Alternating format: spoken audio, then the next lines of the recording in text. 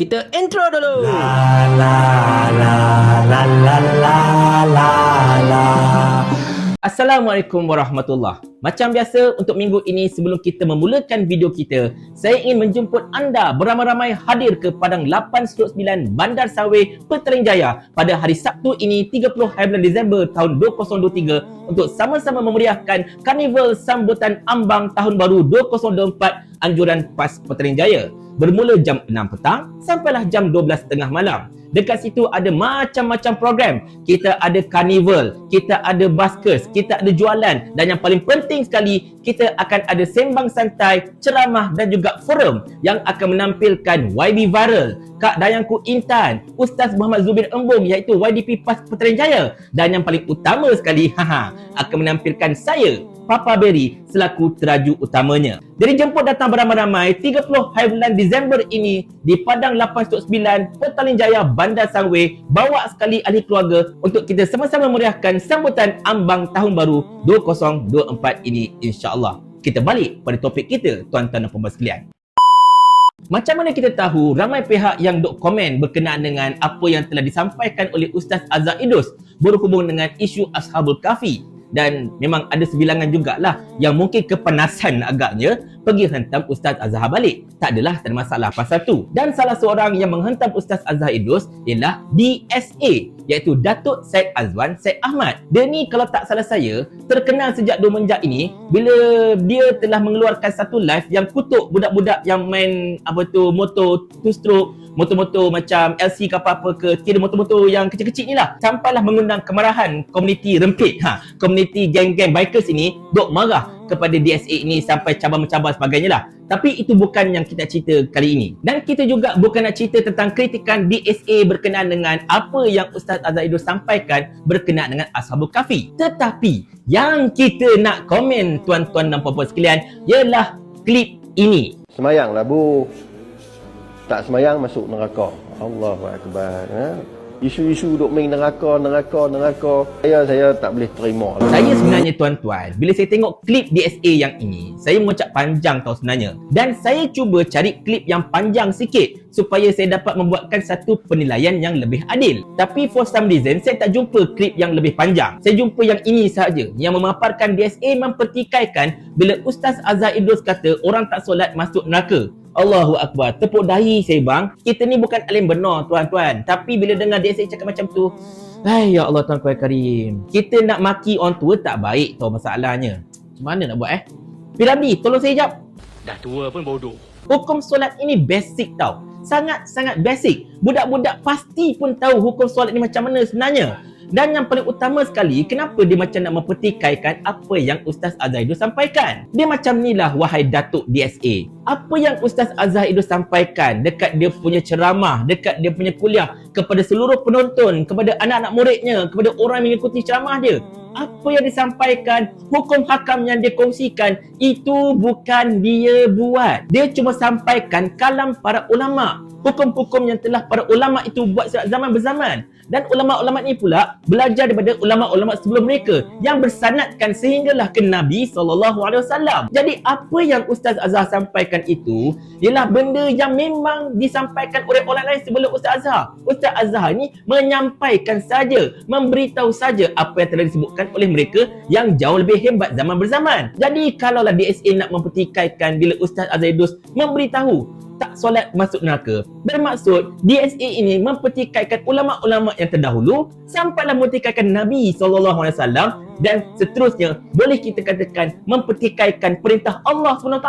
Kau gila ke apa bang masalahnya? Tetapi DSA juga ada mengeluarkan satu video jawapan. Dia kata apa video yang dia buat itu sebenarnya bukan dia pertikaikan tentang hukum solat kononnya, cuma dia nak pertikaikan cara Ustaz Azhar Idrus terus nak cerita tentang neraka sebagainya sambil membandingkan dengan seorang ulama Indonesia. Wahai DSA, anda faham tak dalam satu situasi menegur ini, dia ada satu benda kita panggil sebagai uruf. Menegur berdasarkan kepada hikmah, kebijaksanaan. Kalau dengan kawan-kawan satu level dengan kita boleh cakap direct to the point. Kita mengingatkan dia kepada apakah azab yang menanti sekiranya kalau dia tak nak solat dan sebagainya. Tapi video Indonesia tu pula, dia menegur seseorang yang jauh lebih tua daripada dia, jauh lebih berpangkat, jauh lebih berpengaruh bandingkan dia. So cara dia lain lah sikit. Tapi kalau dengan kawan-kawan selevel, dah sah-sah tegur direct to the point. Boh, bangunlah boh, kan solatlah, tak solat masuk neraka boh. Dia ingatkan balik tu tak. Dan benda ini tak salah pun masalahnya. Bukan satu kaedah yang tak betul, kaedah tu betul. Sebab dia sesuai dengan keadaan, dia sesuai dengan siapakah mad'u kita pada ketika itu.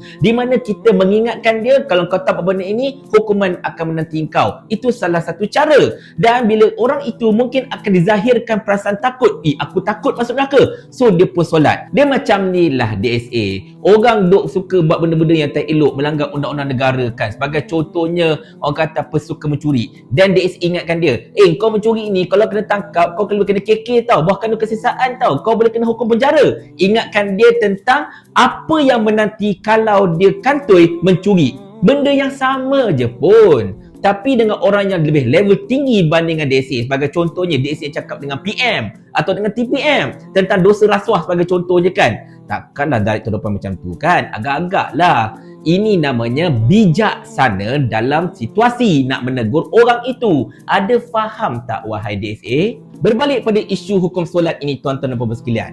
Solat ini memang kita tahu dah. Kita belajar sejak kecil. Solat itu tiang agama. Siapa yang mendirikan solat, dia telah menegakkan agamanya. Siapa yang meninggalkan solat, dia telah meruntuhkan agamanya. Solat ini juga, tuan-tuan dan puan-puan sekalian, kepada DSA, salah satu daripada 5 rukun Islam. Apa rukun Islam? Kita belajar sikit. Nombor 1, mengucap 2 kalimah syahadah. Tak ucap 2 kalimah syahadah, tak Islam. Itu nombor 1. Nombor 2-nya, mendirikan solat. Nampak tak? Lepas ucap kalimah syahadah, yang jadi basic nak masuk Islam, nombor 2-nya dirikan solat. Ini nombor 2. Nampak tak kat situ? Nombor 3 baru pergi ke menunaikan zakat. Nombor 4 untuk menunaikan puasa bulan Ramadan. Nombor 5-nya menunaikan haji bila mampu. Nampak tak kat situ? 5 rukun Islam. Salah satu rukun tak jadi, tak buat, hancur semuanya tuan-tuan sekalian. Dalam Islam ini, 5 tolak 1 tak jadi 4 tau. 5 tolak 1 jadi kosong. Bila jadi kosong, boleh check lah balik kita punya keislaman kita macam mana tuan-tuan. Dan kalaulah DSA ni tahu, hukum orang yang tak sucikan betul-betul kencing dia pun, bila dia solat, solat tak diterima, dia masuk neraka. Ada hadis tahu benda ni. Padahal dia solat, tetapi dia punya sesuatu ada najis sebab dia tak bersihkan kencing dia. Itu solat tapi baju ada najis, solat tak terima, masuk neraka. Kalau tak solat, apatah lagi bang? Apatah lagi kalau tak solat masalahnya. Jadi kepada DSA, saya bukan nak mengajar anda. Anda orang tua, lagi tua dari saya pun masalahnya kan. Kan orang kata Papa Berry kurang ajar dan ngajar orang tua masalahnya. Dah lah Anwar Ibrahim yang lebih tua itu pun kita lawan. DSA pun kita nak ngajar. Apa cerita Papa Berry ini? Tetapi kulu hak walakan moran, berkata benarlah walaupun ianya pahit. Dan kita kabur benda ini bukan sebab kita baik tak. Kita pun kadang-kadang ngarut juga. Kadang-kadang kita solat pun kadang-kadang hujung waktu juga kita faham. Tetapi adalah menjadi tanggungjawab bagi setiap Muslim untuk menyampaikan satu kalam Allah, satu kalam dari Nabi SAW untuk peringatan kita bersama. Memang betul lah, kalau orang itu tidak solat dan tidak bertaubat, confirm dia akan masuk neraka bang. Tak ada hisap, terus masuk neraka masalahnya. Sebab solat itu merupakan prerequisite, iaitu prasyarat untuk kita menjadi seorang Islam. Solat ini bukan ibadah untuk kita dapat extra point. Solat ini adalah kewajiban. Benda yang basic kita kena buat. Kita solat bukan sebab kita ni alim. Kita solat bukan sebab kita ni ulama. Kita solat sebab itu tanggungjawab. Macamlah DSA sebagai contoh buat kerja. Buat kerja 8 jam itu basic prasyarat kerja. Kau kena kerja 8 jam, kena siapkan segala paperwork, kena siapkan segala task 8 jam itu. Kalau kau kerja extra hours, kerja 9 jam, 10 jam, itu suka hati kau dapat extra bonus. Solat macam kerja 8 jam itu. Melainkan kalau kita buat solat sunat, itu extra hours, itu extra pahala kita dapat. Apa-apa pun saya minta maaf kepada DSA sekiranya kalau ada kata-kata saya yang terkasar dekat video ini. Niat saya bukan hendak memalukan, tetapi saya cakap terus terang, benda yang mungkar ini wajib ditegah, wajib ditegur. Dan oleh kerana DSA telah membuat kenyataan yang terbuka di post di mana-mana, jadi saya pun post balik video yang terbuka ini supaya jawapan saya dapat didengar oleh semua pihak yang mungkin telah menonton video DSA tersebut. Tetapi apa-apa pun, yang paling penting, kita kena belajar benda basic pasal agama. Sebab apa? Sebab agama inilah satu-satunya benda yang akan menyelamatkan kita dekat alam sana kelak. Jangan sampai nanti kagang, bila orang tanya kita soalan ini, kita takut, kita lari, kita tak bersedia untuk pergi ke alam sana. Masa itu nak cerita apa bang? Mau tak tuan hamba kalau hamba kirimkan ke akhirat?